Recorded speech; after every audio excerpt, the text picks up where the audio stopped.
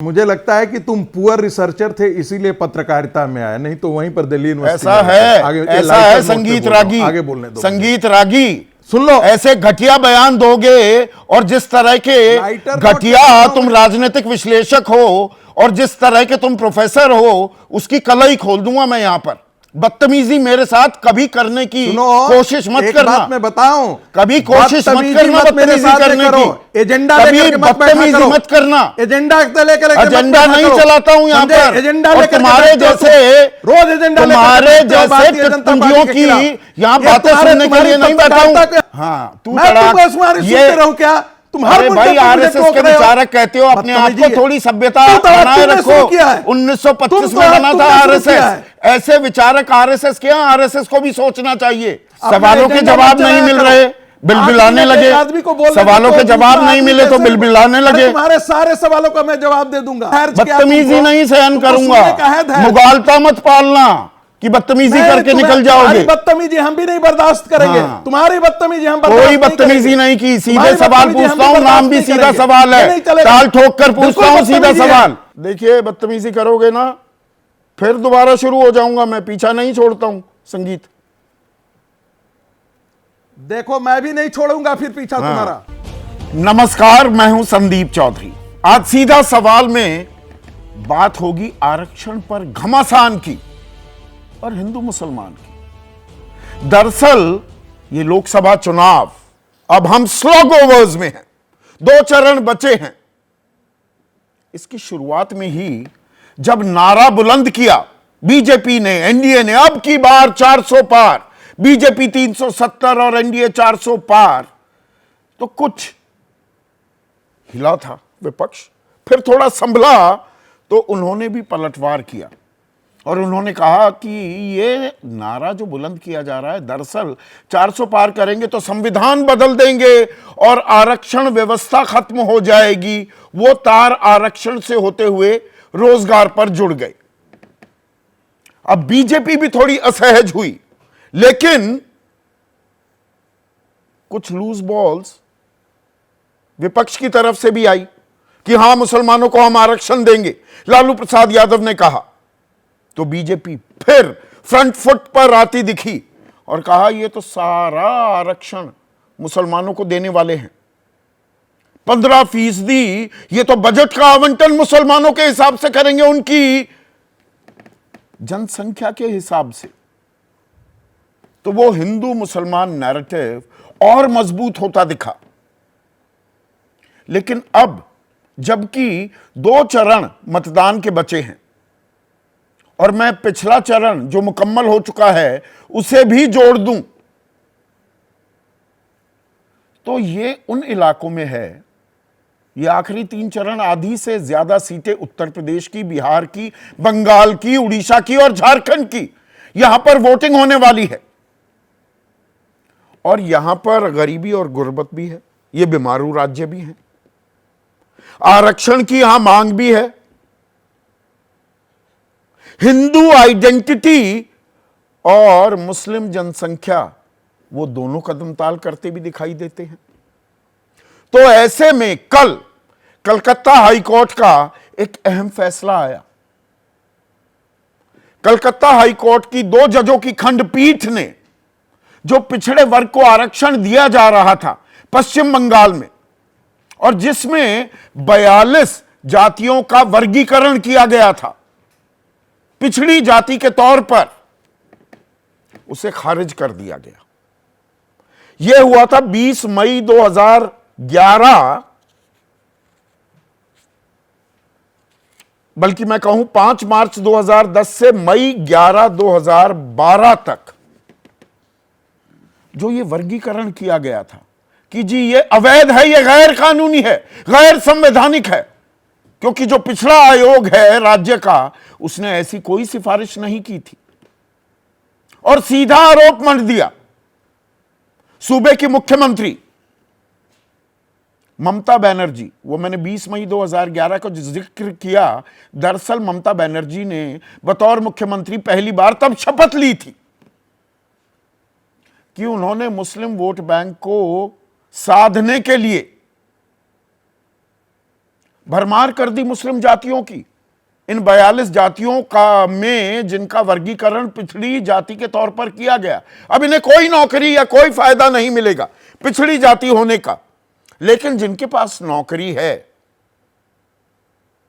वो अपनी नौकरी जारी रख सकते हैं, उस पर कोई तलवार नहीं लटकेगी, उस पर कोई गाज नहीं गिरेगी। अब यह अपने आप में गंभीर मामला हो जाता है। क्या एक समाज का तुष्टीकरण करने की कोशिश की गई सियासी फायदे के लिए, वोट हथियाने के लिए? और बीजेपी यह मौका कहां चूकने वाली थी?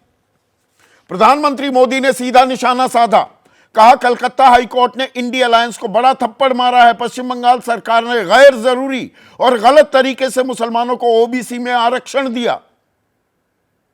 सुर में सुर मिलाया अमित शाह ने। ममता बनर्जी पिछड़े वर्गों का आरक्षण छीनकर मुस्लिमों को देना चाहती हैं। ममता जी का कहना है कि वे हाईकोर्ट के फैसले को स्वीकार नहीं करेंगी। और यहां पर ममता बनर्जी की जो प्रतिक्रिया आई है उस पर भी गौर करने की, तवज्जो देने की जरूरत हो जाती है। उन्होंने कहा मैं नहीं मानने वाली यह फैसला, कतई नहीं मानूंगी, और रिव्यू पिटीशन सरकार दायर कर सकती है सुप्रीम कोर्ट में। और ममता बनर्जी ने यहां यह भी कहा कि ये तो जानबूझकर डरा रहे हैं तापसशिली जो वहां पर जनजाति है, अनुसूचित जनजाति, कि उससे क्यों जोड़ दिया। और ममता बनर्जी ने यहां तक कह दिया कि मैं उस हाई कोर्ट पर कितना भरोसा करूं। यह ममता बनर्जी का बयान है, जहां पर एक हाई कोर्ट के जज रिटायर होने के बाद बीजेपी के उम्मीदवार बन जाते हैं लोकसभा चुनाव में। एक जज जो हाल ही में रिटायर होते हैं तो अपनी फेयरवेल स्पीच में खुलेआम कबूलते हैं कि वो तो स्वयं सेवक थे, हैं और रहेंगे, ताउम्र वो आरएसएस से जुड़े हुए थे। उन्होंने एक राजनीतिक षड्यंत्र, एक साजिश की ओर इशारा कर दिया। अब इसमें रायता फैलता है। अब उस रायते को थोड़ा समेटने की हम कोशिश करेंगे, and will try and put the things in perspective. जो हमारा संविधान है वो धर्म के आधार पर आरक्षण की कतई इजाजत नहीं देता, और देनी भी नहीं चाहिए। हर बात पर हिंदू मुसलमान क्यों हो? अब 15% आरक्षण है अनुसूचित जाति के लिए। अब जो अनुसूचित जाति का आरक्षण है यह पहले सिर्फ हिंदुओं को मिलता था। 1950 में जब यह व्यवस्था लागू की गई, 1956 में सिख भी आ गए अनुसूचित जाति में, 1990 में बौद्ध आ गए। मुसलमान और ईसाई वो अनुसूचित जाति का आरक्षण नहीं ले सकते। कमोवेश यही हाल 7.5% आरक्षण जो अनुसूचित जनजाति का है वहां पर है। 1990 अगस्त मंडल आयोग की सिफारिशें जब लागू हुई तो 27% आरक्षण पिछड़ी जाति के लिए दिया गया। अब जब यह आरक्षण दिया गया था तो मंडल और कमंडल की राजनीति ने पहली बार मुख्यधारा में अपनी एंट्री डाली थी, एंट्री मारी थी। और 1990 में बीजेपी और उसका शीर्ष नेतृत्व कतई मंडल आयोग के फेवर में नहीं था, उसके पक्ष में नहीं था। और आरक्षण एक्लीज हील भी साबित हुआ है, कमजोर नब्ज भी साबित हुआ है बीजेपी के लिए, क्योंकि आरएसएस गाहे बगाहे कहीं ना कहीं आरक्षण को खत्म करने की पैरवी करता दिखाई देता था। शब्दों पर मेरा गौर कीजिएगा। 2015 में बिहार में चुनाव बीजेपी इसलिए भी हारी, जबरदस्त हार हुई थी, पटकनी मिली थी, क्योंकि आरक्षण खत्म करने की पैरवी करते दिखाई दिए थे सरसंघचालक मोहन भागवत। लेकिन अब वो ये कहते हैं कि 200 साल तक भी आरक्षण अगर जारी रहे तो उन्हें कतई कोई दिक्कत नहीं है। अब बीजेपी का जो आरोप है और गंभीर आरोप है कि सब आरक्षण मुसलमानों को दे दिया जाएगा। और ममता बनर्जी अगर 42 में से 41 जातियां वो मुसलमानों की हैं जिन्हें आरक्षण दिखाई देती हैं, तो ऐसा भेदभाव तो नहीं होना चाहिए, बिल्कुल नहीं होना चाहिए। पर अब इसमें कुछ पर आ जाते हैं, और वो पर क्या है? मैंने कुछ रिसर्च निकलवाई। बिहार में अगर हम नजर डालें, 2 सूची होती है, एक केंद्र की सूची, एक राज्य की सूची पिछड़ी जाति के लिए। और कमाल यह हो रहा है कि पश्चिम बंगाल की साइट भी अब खुल नहीं रही। आंकड़े, राज्य सूची के पूरे मुकम्मल आंकड़े बिहार के भी नहीं मिल पा रहे। ये भी खेल होते हैं पीछे, सर्वर्स में दिक्कत आ जाती है। तो बिहार में कुल मिलाकर 23 मुस्लिम जातियां पिछड़े वर्ग में शामिल हैं केंद्रीय सूची में। पर यह इतना दिलचस्प नहीं है। वहां तो जातिगत जनगणना की पैरवी करती आई है नीतीश कुमार की सरकार, और जातिगत जनगणना हुई भी। विधानसभा में मजबूरन बीजेपी को भी साथ देना पड़ा, लेकिन केंद्र सरकार ने जातिगत जनगणना करवाने से साफ इनकार कर दिया कि सामाजिक भेदभाव और दुर्भावना बढ़ जाएगी, खाई बढ़ जाएगी। तो ये तो बिहार की बात थी। गुजरात में 22 मुस्लिम जातियां हैं जो कि केंद्र की सूची में आती हैं बतौर पिछड़ा वर्ग। मध्य प्रदेश में इनकी संख्या 26 है, और दक्षिणी राज्यों में जो 4-4%, 4.5% पिछड़ी जाति के कोटे में मुसलमानों को भी जो आरक्षण दिया जा रहा है वो चल रहा है। उसमें कर्नाटक प्रमुख है, और पिछले 20 सालों में देखें ज्यादा टाइम सरकार में बीजेपी वहां गुजारती दिखी है। तो ये लड़ाई दरअसल पिछड़ों के हक की कम और चुनावी नफे नुकसान, सियासी फायदा, सियासी फसल काटने की ज्यादा है क्या? उसका कारण क्या है? जो मैंने आपको बताया 3 चरणों की बात। ये राज्य कौन से हैं? 5 राज्य मैंने गिनवाए, 3 पर ही अभी ध्यान देते हैं, बिहार, उत्तर प्रदेश और पश्चिम बंगाल। आने वाले 2 जो चरण हैं, 16 सीटें अभी बिहार की बची हुई हैं, 27 यूपी की और 17 पश्चिम बंगाल की। और बिहार की 16 में से 2 सीटों में 20% से ज्यादा आबादी है मुसलमानों की, 4 सीटों पर 15 से 20% है। यूपी में 27 सीटों में 20% से ज्यादा मुसलमान, 5% हैं, 11 सीटों पर 15 से 20%। और पश्चिम बंगाल में 20% से ज्यादा मुसलमान वाली सीटें 17 में से 9 हैं। तो यहां पर हिंदू मुसलमान भी कर लिया जाए। विपक्ष मुस्लिम वोट बैंक को साध रहा है क्या? और बीजेपी चाह रही है ध्रुवीकरण हो जाए।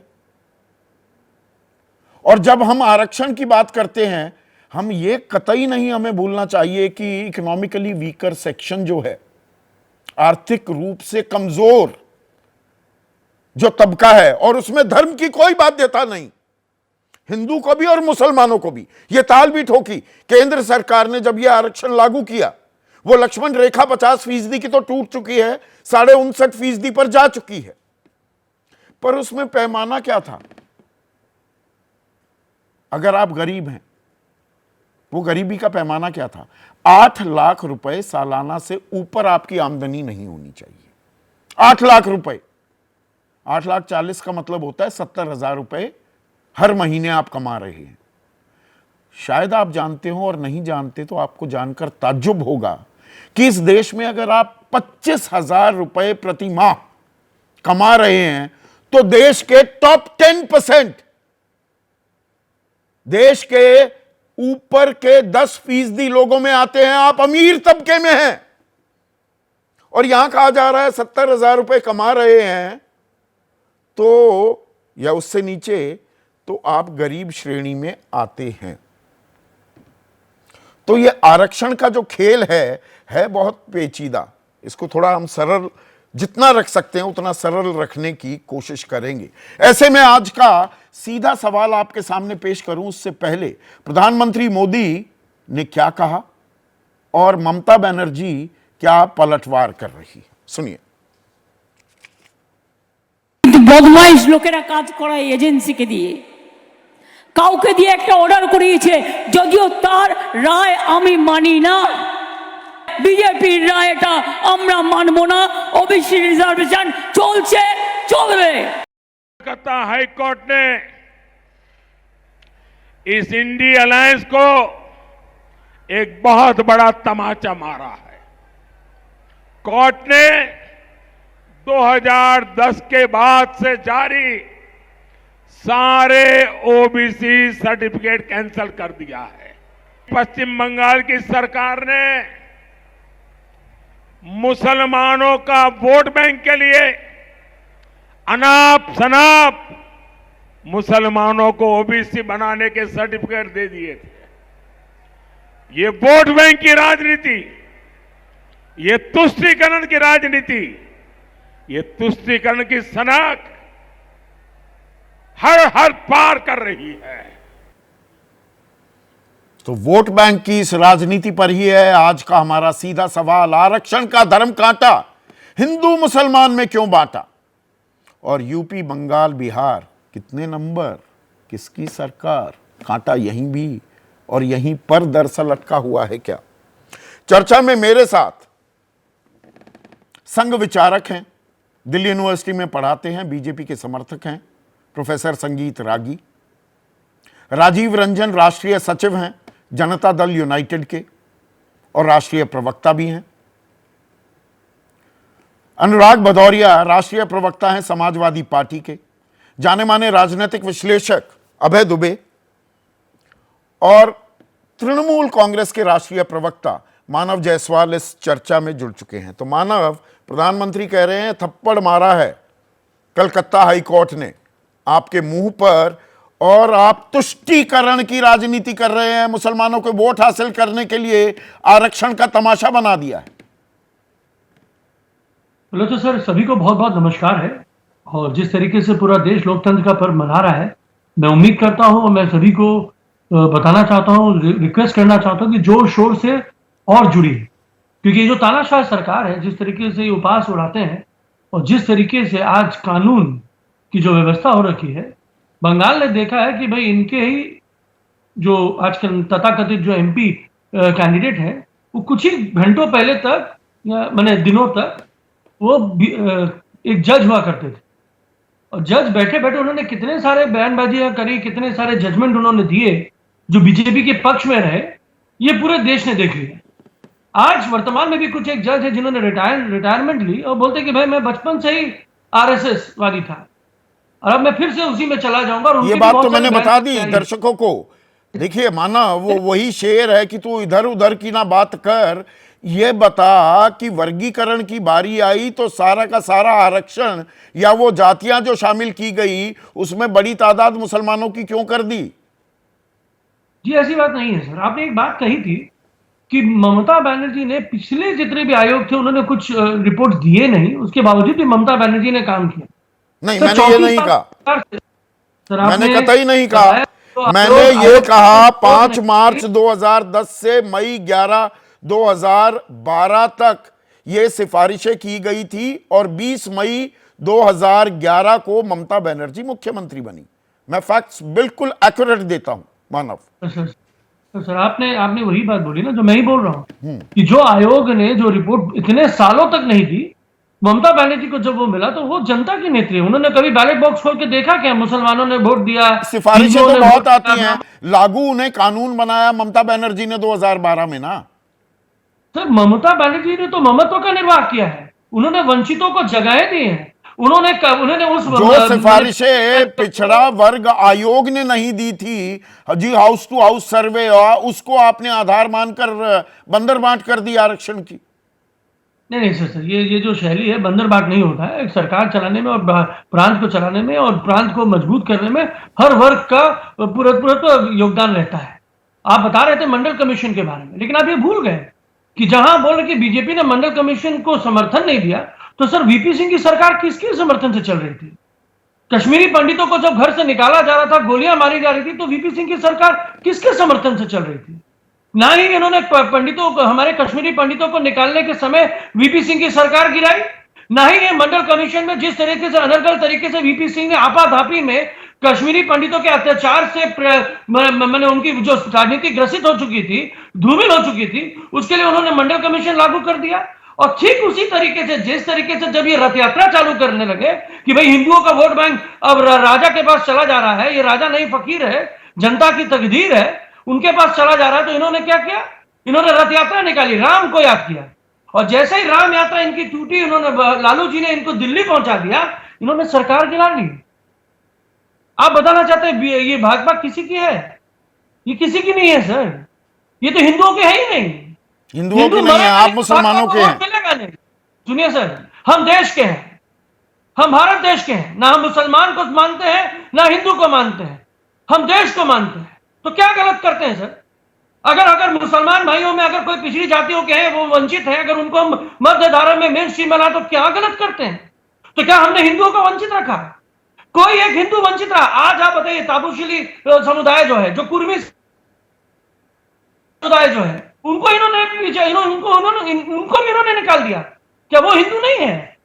क्या उनका योगदान नहीं है इस देश में? क्या उन्होंने संघर्ष नहीं किया? मछली खाने वाले लोगों की तरह जो ये कमेंट करते हैं, ये मछली खाने वाले लोग हैं, जो मछली जाति से मछली के प्रयोजनों से जो अपने घर संसार को चलाते हैं। हमारे समाज ने उनको बहुत पिछड़ा रखा। श्री राम भी जब एक मछुआरे के साथ जाते थे तो उनको भी बोला कि क्या मछुआरे चाहे वो राजा ही क्यों ना हो, ये कौन आपको सपोर्ट करेगा? पश्चिम बंगाल में पिछड़े सिर्फ मुसलमान है क्या? 20% और आबादी भी है, 27% चलिए मुसलमान है, उसमें से 92% आरक्षण की जद में आप ला देते हैं। सर, अब ये जो बोलते हैं ना कि मुसलमान सर, मैं मुसलमान नहीं मानता हूं। हम लोग मुसलमान नहीं मानते, हम लोग बंगाल के जो जनता है उसके बारे में बात कर रहे हैं। क्या वहां कुर्मी नहीं है? उनका भी तो काट दिया ना सर। क्या हमारे आदिवासी नहीं है? क्या वहां पे हमारे जो ताबूशिली समुदाय के जो मछली के कारोबार से लिप्त है, मछली के चाष में लिप्त है, वो नहीं है? सर क्यों हम मुसलमान और हिंदू करना चाहते हैं? क्यों हिंदू मुसलमान हो रहा है? ठीक है, एक मिनट मानव। प्रोफेसर संगीत रागी, ये आरक्षण का घमासान हिंदू मुसलमान में क्यों तब्दील हो जाता है? जानबूझकर कर रहे हैं आप? संदीप, मैं तो नहीं कर रहा हूं, लेकिन आपको सबसे पहले जो आपने गलत बोला है मैं उसको करेक्ट कर दूं। मोहन भागवत जी ने कभी भी आरक्षण को खत्म करने की बात नहीं की है। ये मैं आपके पूरे चैनल और आपके पूरे दर्शकों के सामने 2015 में मैंने कहा था, जो संकेत दिए और वो बैकफायर किया था। विड्रॉ कीजिए। ना बिल्कुल गलत बात है, बिल्कुल गलत बात है, बिल्कुल गलत बात है, बिल्कुल गलत बात है। समीक्षा करनी चाहिए, समीक्षा करने के संकेत को माना गया, राजनीतिक संकेत था कि अब इसे खत्म करना चाहिए। समीक्षा का मतलब क्या होता है? हाँ, ये कहा था ना, ये मान लिया ना आपने। आप पढ़े, मान लिया ना, आप पढ़े लिखे हैं। आप तो लालू की तरह व्यवहार कर रहे हैं, आप तो लालू यादव की भाषा का इस्तेमाल कर रहे हैं। समीक्षा का मतलब खत्म करने की बात नहीं होती है। अच्छा, उसमें साथ साथ जोड़ा भी था कि बहुत सारे समाज के ऐसे लोग हैं जिनको नहीं मिला है फायदा, बहुत सारे ऐसे हैं जो वंचित रहे हैं। तो इसलिए पहली बात तो मैं करेक्ट कर देना चाहता हूं, आपको परेशानी हो जाती है फिर झंडे वाला में मौजूद। एक मिनट, तो फिर इनकी जातिगत जनगणना हो, जो पिछड़े हैं, पता लगे कि किसको मिल रहा है और किसको कुछ भी नहीं मिल पा रहा है। 923 जातियां हैं पिछड़े वर्ग की, ना एक दाखिला ना एक नौकरी। 988 ऐसी जातियां हैं, 0.26% नौकरी और दाखिला। तब जातिगत जनगणना में दिक्कत क्यों होती है? आप 8 मिनट उनको बोलने दिया है और आपने मुझे 10 सेकंड भी आप बोलने की मुझे इजाजत नहीं दे रहे हैं। ये बिल्कुल ठीक नहीं है। आप मुझे अपने बात कह लेने दीजिए, उसके बाद जो आपको सवाल करना है आप करते इस सवाल का जवाब जरूर देना। इस देश का विभाजन हिंदू और मुसलमान के नाम बिल्कुल जरूर दूंगा। इस देश का विभाजन हिंदू और मुसलमान के आधार पर ही हुआ था। हिंदुओं को, मुसलमानों को 23% उस समय आबादी थी और 35% जमीन पाकिस्तान के नाम पर मिली थी। कॉन्स्टिट्यूएंट असेंबली का डिबेट हम सबों को पढ़ लेना चाहिए। पढ़ा हुआ जो कोई भी आरक्षण या प्रतिनिधित्व का मामला जब आया था तो सुन लीजिए, सरदार पटेल ने यही बात कही थी, यू कैनॉट राइड 2 हॉर्सेस।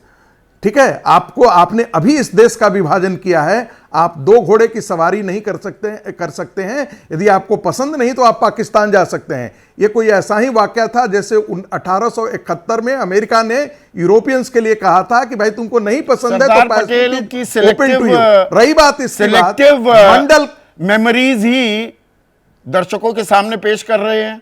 क्या क्या चिट्ठी लिखी थी, सरसंघ चालक को पाबंदी भी लगाई थी। क्या हम उस पर डिबेट कर रहे हैं या हम आरक्षण पर याद दिलाना चाह रहा था, सरदार पटेल की तस्वीर पूरी कर बिल्कुल रहा था। आपसे नहीं, मैं सरदार पटेल पर, मैं क्या उस मुद्दे पर हम डिबेट कर रहे हैं, आरक्षण के मुद्दे पर और प्रतिनिधित्व के मुद्दे पर हम डिबेट कर रहे हैं। हम इस मुद्दे, इस संदर्भ में हमने सरदार पटेल को कोट किया था, हम किसी अन्य संदर्भ में। तो जातिगत जनगणना पर इतनी दिक्कत क्यों थी? मंडल कमीशन के अंदर जातिगत जनगणना पर आपको और आरएसएस को दिक्कत क्यों थी? मेरा सवाल था, वो रह गया, उसका जवाब दे दीजिए। देखिए, राष्ट्रीय स्वयंसेवक संघ ने न तो जातीय जनगणना के खिलाफ बात की है और न भारतीय जनता पार्टी ने इसके बाद बात की थी। मैं बेशक व्यक्तिगत तौर पर मैं जरूर कोर्ट में केस फाइल किया था, क्योंकि मैं जानता हूं ये जितने भी परिवारवादी पार्टियां हैं, सुन लीजिए पहले बहुत ध्यान से सुनिए। मैंने कहा ना कि 8 मिनट एक प्रवक्ता, एक रीजनल पार्टी के प्रवक्ता को आप बोलने के लिए देते हैं और बाकी लोगों को आप बोलने ही नहीं देते। राष्ट्रीय पार्टी के प्रवक्ता बन जाइए, आज के 16 मिनट दूंगा। एक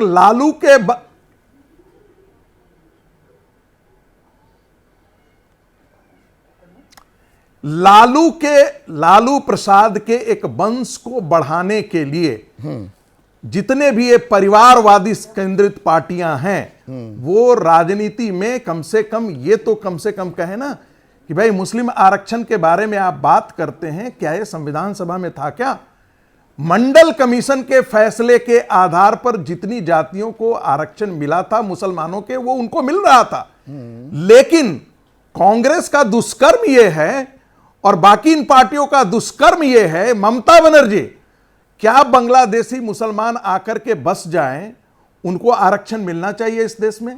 क्या रोहिंग्या आकर के बस जाएं, उनको आरक्षण मिलना चाहिए? लेकिन ममता बनर्जी जो इन बांग्लादेशियों के खिलाफ थी, वो वही ममता बनर्जी जाकर के तो बिहार में ये जो 23 बांग्लादेशियों को 23 मुस्लिम जातियां केंद्र की सूची में हैं बतौर पिछड़ा वर्ग, गुजरात की 22 मुस्लिम जातियां बतौर पिछड़ा वर्ग सेंट्रल ओबीसी लिस्ट में हैं और 26 जातियां मध्य प्रदेश की, ये कैसे हैं? ये मंडल कमीशन से आया है। मैं फिर आपको ये जानकारी दे दूं, और कांग्रेस के जमाने में जो ओबीसी कैटेगरी, जो केंद्रीय जो ओबीसी कमीशन था, उसने रिकमेंडेशन किया है, जो राज्य कमीशन था उसके रिकमेंडेशन के आधार पर यह हुआ है। तो ये भारतीय जनता पार्टी के ऊपर मत थोपिए, ये कांग्रेस का दुष्कर्म है कि मुसलमानों बिहार में, अब बिहार का भी थोड़ा आंकड़ा बता दूं। मुस्लिम अभी बिहार का मैंने सेंट्रल लिस्ट बताई, जरा मेरी बात तो सुन लो यार। नहीं भाई, सुन रहा हूं, मेरी भी तो सुननी पड़ेगी। एक सवाल पूछ, दफाली, दुनिया, धोबी, नट, पमरिया, बटियारा, भाट, मेहतर, लाल बेगिया, हलालखोर, बंगी, मीरी यासिन, मदारी, मोर शिकार, साई, फकीर, दीवान, मदार, मोमिन, चूड़ीहार, राइन, कुंजरा, ये सब हैं राज्य लिस्ट में। आपकी सरकार थी वहां पर ज्यादातर समय। मुझे लगता है कि तुम गलत रिसर्च, मुझे लगता है कि तुम पुअर रिसर्चर थे, इसीलिए पत्रकारिता में आए, नहीं तो वहीं पर दिल्ली यूनिवर्सिटी। ऐसा है संगीत रागी, आगे बोलने दो। संगीत रागी, सुन लो, ऐसे घटिया बयान दोगे और जिस तरह के घटिया तुम राजनीतिक विश्लेषक हो और जिस तरह के तुम प्रोफेसर हो, उसकी कलई खोल दूंगा मैं यहां पर। बदतमीजी मेरे साथ कभी करने की कोशिश मत करना। मैं बताऊं, कभी कोशिश मत करना बदतमीजी करने की। एजेंडा कभी बदतमीजी मत करना। एजेंडा एजेंडा नहीं चलाता हूं यहां पर। एजेंडा तुम्हारे जैसे रोज एजेंडा, तुम्हारे जैसे टिटपुंजियों की यहाँ बातें सुनने के लिए नहीं बैठा हूं। हम भी कलई, तुम्हारे जैसे टिटपुंजियों की बातें सुनने के लिए नहीं बैठा हूं। अरे तुम्हारी बातें सुनने के लिए मैं बैठा हूं क्या? तुम्हारी समझ क्या रखा है? तू तलाक कर रहे हो, ये समझ रहे हो कि दूसरे के मुंह में ताला लगा हुआ है या दही जमी हुई है? ऐसी तुम बात क्या करते समझ हो रहे अपने आप को? अकल क्या तुम समझ रहे आपने हो? क्या समझ तुम रखा घटिया अपने आप पत्रकारिता को? करते रहो, मैं तुमसे सुनता रहूं क्या? हाँ, तू मैं तड़ाक, तुम तुम्हारी ये- सुनते रहूं क्या? तुम हर अरे मुद्दे भाई पे मुझे आरएसएस टोक के रहे हो। विचारक कहते हो अपने आप को, बदतमीजी है। थोड़ी सभ्यता तू तड़ाक बनाए तुमने रखो। शुरू किया है। 1925 तुम में तड़ाक बना था तुमने शुरू आरएसएस। किया है। ऐसे विचारक आरएसएस के, आरएसएस को भी सोचना चाहिए कि किस तरह के लोगों को विचारक बनने अरे की मुझे तुमसे आजादी यहां पर सर्टिफिकेट दे नहीं रखी है। चाहिए। मुझे तुमसे सर्टिफिकेट नहीं चाहिए। सर्टिफिकेट मुझे दे तुमसे भी नहीं रहा सर्टिफिकेट कोई। नहीं चाहिए। सर्टिफिकेट मुझे तुमसे देना सर्टिफिकेट नहीं आईएसआई चाहिए। मार्का मुझे अपनी करने बात का करने काम दो। शुरू किया। अच्छा लगा, अच्छा लगा। बदतमीजी का जवाब अरे बदतमीजी भी होती है। सर्टिफिकेट तो तुम दे रहे हो। हाँ। तुम देते रहते हो सर्टिफिकेट हर समय। सवालों के जवाब नहीं मिल रहे, बिलबिलाने लगे। सवालों के जवाब नहीं मिले तो बिलबिलाने लगे। तुम्हारे सारे सवालों का मैं जवाब दे दूंगा। हाँ, गला भी रुंधिया गया। क्या हो गया? परेशान हो गए? पानी पी लो, उसके बाद वक्त दे दूंगा। तुमको सुनने का है धैर्य। मुझे पूरा धैर्य सुनने का है है। धैर्य क्या बदतमीजी तुमको? नहीं सहन तुमको सुनने का है करूंगा। धैर्य। मुगालता मत पालना कि बदतमीजी करके निकल जाओगे। तुम्हारी बदतमीजी हम भी नहीं बर्दाश्त करेंगे। हाँ। तुम्हारी बदतमीजी हम कोई बर्दाश्त बदतमीजी करेंगे। नहीं की। सीधे तुम्हारी सवाल बदतमीजी हम पूछता हूं, बर्दाश्त नाम भी नहीं सीधा करेंगे। सवाल ये है। नहीं चलेगा। ताल ठोक कर बिल्कुल पूछता हूं, सीधा बदतमीजी है। सवाल ताल यदि ठोक तुम कर नहीं पूछता हूं। सवाल का उत्तर नहीं सुनना चाहते हो तो दीजिए चुप रहो। उत्तर, कम से दीजिए, कम धैर्य जितना होना दीजिए, चाहिए कि दूसरों की दीजिए, बातें दीजिए, भी गला सुने। बैठ जाएगा वरना। ये बदतमीजी नहीं दीजिए। चलेगी कि तुम्हारे एक तरफा हम एजेंडा सुनते रहे यहाँ पर एजेंडा संगीत तुम नहीं हमारा तय एजेंडा करोगे। सुनने के लिए नहीं बैठे तुम हुए नहीं हैं। तय करोगे। तुम्हारा मीठा तुम मीठा नहीं तय गपगप। करोगे कि तुम नहीं तय करोगे कि मैं हाँ, बोलूं, क्या बोलूं, क्या सवाल नहीं का बोलूं। जवाब दो। तुम नहीं याद तय हो तो करोगे कि सवाल मैं या क्या याद बोलूं, दिलाऊं? तय करूं। याद दिलाऊं क्या सवाल पूछा था? मैंने तुम्हारे सारे सवाल का जवाब देने के लिए बैठा हूं। ये धैर्य इतना नहीं है जिस कि सुन बात सकते। पर अब दोबारा से सुन नहीं नाम सकते हो तुम। दोबारा देखिए, बदतमीजी करोगे ना फिर दोबारा शुरू हो जाऊंगा। मैं पीछा नहीं छोड़ता हूं संगीत। देखो मैं भी नहीं छोड़ूंगा फिर पीछा तुम्हारा। दोबारा से नाम बता रहा हूं। मैं पीछे नहीं दफाली, छोड़ूंगा तुम्हारा भी। दुनिया, धोबी, मुझे सुनना नट, चुप पमरिया, जाओ पहले और मेरी बटियारा, बात सुनने दो। भाट, मेहतर, लाल बेगिया अगर ये बिहार की सूची में ना हो तो संगीत तुम्हारी जूती मेरा सर।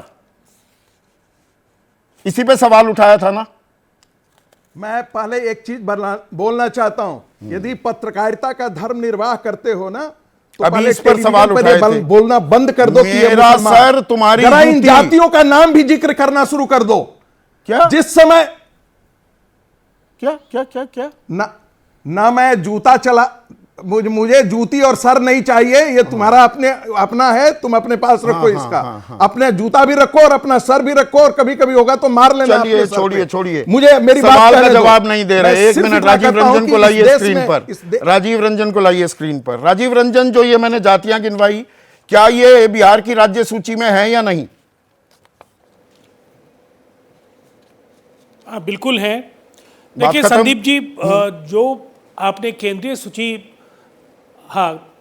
सूची का जो आपने विवरण दिया है, निसंदेह दो स्थितियों का फर्क समझना है। कलकत्ता हाईकोर्ट ने प्रक्रियाओं के नहीं पालन किए जाने के आधार पर अपने फैसले में जो इस आरक्षण को निरस्त किया है या सर्टिफिकेट्स के फैसले को रद्द किया है, सर्टिफिकेट को रद्द किया है।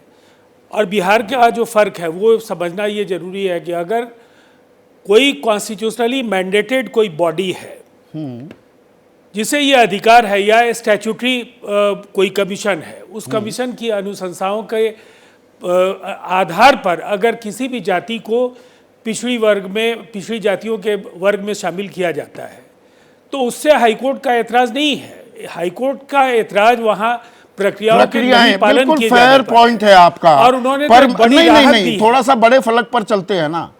तो पिछड़ा वर्ग में मुसलमानों को भी आरक्षण जी। मिलना चाहिए। प्रक्रिया गलत की है तो जाए वो सुप्रीम बिल्कुल कोर्ट। मिलना चाहिए। और देखिए सबसे पहली बात तो है संदीप चौधरी, मुसलमानों को मंडल आरक्षण कमीशन मिलना की चाहिए पिछड़े वर्ग अनुशंसाओं में। को समझने की जरूरत है। पिछड़े वर्ग में आरक्षण मंडल कमीशन की जो सूची है उसमें पिछड़े वर्गों की श्रेणियां जो बनी है उनमें तो पहले से मुसलमान हैं। बिहार में जो अति पिछड़ी जातियों के वर्ग का सृजन हुआ उसमें भी मुस्लिम जो अत्यंत पिछड़ी जाति के की जो जातियां हैं जिनकी पहचान की गई आयोग के द्वारा, उन सबको उसमें शामिल किया गया। यहाँ प्रश्न वो है ही नहीं है। और मुझे लगता है कि तो ये हिंदू मुसलमान क्यों हो रहा है आरक्षण को लेकर कि सारा पिछड़े वर्ग का आरक्षण मुसलमानों को दे दिया जाएगा? ये खतरा, ये आशंका जायज है क्या?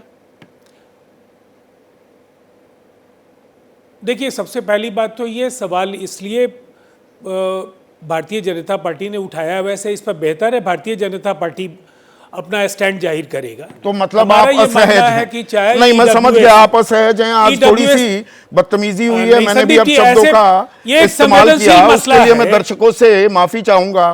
पर मैं अपनी इस बात पर कायम हूं, कोई अगर तू तड़ाक करेगा तो यहाँ पे मैं मुंह में ना दही जमाकर बैठने वालों में से कतई नहीं हूँ। पर ये हिंदू मुसलमान क्यों आरक्षण पर? देखिए, सवाल ये नहीं है, सवाल ये है we are missing the woods for the trees. नहीं, दरअसल में राजीव रंजन जी, देखिए, समझदार आदमी हैं, अच्छे व्यक्ति हैं, वो देखो बात को समझ गए। वो समझ गए कि सवाल कहाँ जा रहा है, कि भारतीय जनता पार्टी, उनको भी असहज महसूस हो रहा है कि भारतीय जनता पार्टी उसके पिछड़े वर्ग के मुद्दे को हिंदू मुस्लिम में कन्वर्ट करना चाहती है। भाई, मंडल कमीशन में तो ऑलरेडी ये बात है। मंडल में जब आयोग लागू हुआ तो उसमें ये जातियां सारी, पर उसका बेजा इस्तेमाल करने की बात थोड़ा है मंडल आयोग में। नहीं, तो वही मैं कह रहा हूं। एक को ही खैरात दे दो। नहीं है, ऐसा नहीं है। तो ऐसा कहीं भी नहीं है। लेकिन भारतीय जनता पार्टी चूंकि चुनाव में अभी चल रहा है ना देश के अंदर में, उन्हें लग रहा है कि वो जो राष्ट्र के मुद्दे हैं उन पे तो जवाब दे नहीं पा रही है, तो उसको एक इश्यू बनाने की कोशिश करी, जैसे 27 जनता के सीटें अंदर अभी में यूपी की बची हुई हैं। हाँ, तो इसीलिए ना वो भ्रम पैदा करने की 16 कोशिश सीटें बिहार की। नहीं, इसीलिए कह रहा हूं, वो भ्रम पैदा करने की कोशिश कर रही है। वो थोड़ा जनता को उलझाने की कोशिश कर रहे और हैं। 17 सीटें बंगाल की। अभय दुबे, थोड़ा चर्चा आज तलखी ज्यादा हो गई, ऐसा होता नहीं है, पर ये मुद्दा, और मैंने कहा था इस पर रायता फैलता है, ये रायता जरूरी है, गैर जरूरी है? आरक्षण की परवाह भी है किसी को, या वोटों का खेल हो रहा है? देखिए, आपने जो आखिरी लाइन कही है वही इस पूरे बहस के मर्म में है। ये सीधा सीधा वोटों का खेल है। उत्तर प्रदेश में जांच होगी, अब 7 साल से योगी जी मुख्यमंत्री बने हुए हैं, तब क्यों नहीं उन्होंने जांच कराई? दिक्कत की बात यह है कि इस देश का, से पहले आया है, देखिए, इस देश का आदिवासी, पिछड़ा और दलित पिछले कई साल से ये देख रहा है कि किस तरह से आरक्षण की नीति के साथ में छेड़छाड़ भारतीय जनता पार्टी कर रही है। संविधान में न तो ये लिखा है कि जाति की, धर्म के आधार पर आरक्षण होना चाहिए, न संविधान में ये लिखा था कि आर्थिक आधार पर आरक्षण होना चाहिए। लेकिन आर्थिक आधार पर आरक्षण देने के लिए अपनी संसदीय ताकत का सहारा लेकर कानून बनाया गया, और उसका व्यवहारिक पहलू यह है कि उसमें ऊंची जातियों की कॉन्स्टिट्यूएंसी को 8 लाख रखी है, उनका तुष्टि, भाजपा की भाषा का इस्तेमाल कर रहे हैं, महीने कमा रहे हो आप, गरीब हो, भाजपा की भाषा का इस्तेमाल कर रहे हैं, तो ऊंची जातियों का तुष्टिकरण करने के लिए EWS कोटा लाया गया।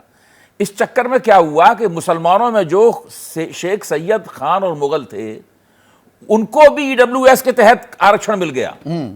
अच्छा, अब हो क्या रहा है कि ये सब चीज जो है, जिनको वास्तव में आरक्षण मिलना चाहिए था संविधान, वो सब लोग देख रहे हैं, उनके मन में खटका है।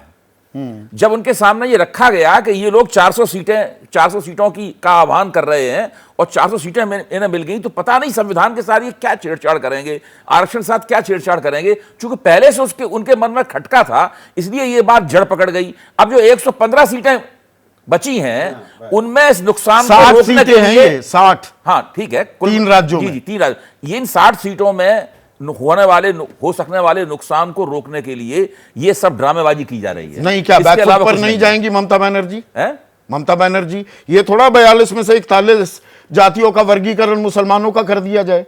नहीं, देखिए, मेरा कहना है कि प्रक्रिया संबंधी पार्टी क्यों नहीं बोलती? EWS में तो, हाँ, EWS में तो हिंदू में मुस्लिम में है, तो क्या उन्होंने मुसलमानों को भी रिजर्वेशन दिया? और एक और छोटी सी बात मैं कहूंगा, बहुत जरा सी बात, तेलुगु देशम के साथ इन्होंने समझौता कर रखा है, इन्होंने जनता दल सेकुलर का समझौता कर रखा है, वो तो मुसलमान होने के आधार पर आरक्षण दिया है उन्होंने। ये कौन सा पाखंड है? तो देखिए, ये एक मिनट अनुराग, अब क्योंकि वक्त खत्म हो गया है, रायता देखिए कितना फैला। और आज तो मैं फिर से सभी दर्शकों से तहे दिल से माफ़ी मांगूंगा, जिस तरह की बदजुबानी हुई मैंने भी की और तलखी दिखाई गई, लेकिन ये इशू बहुत इंपॉर्टेंट है।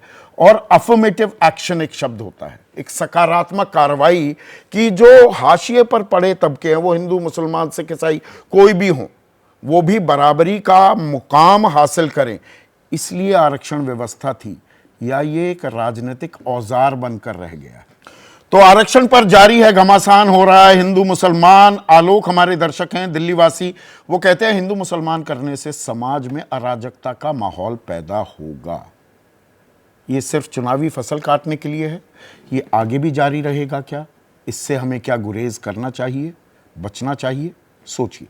नमस्कार।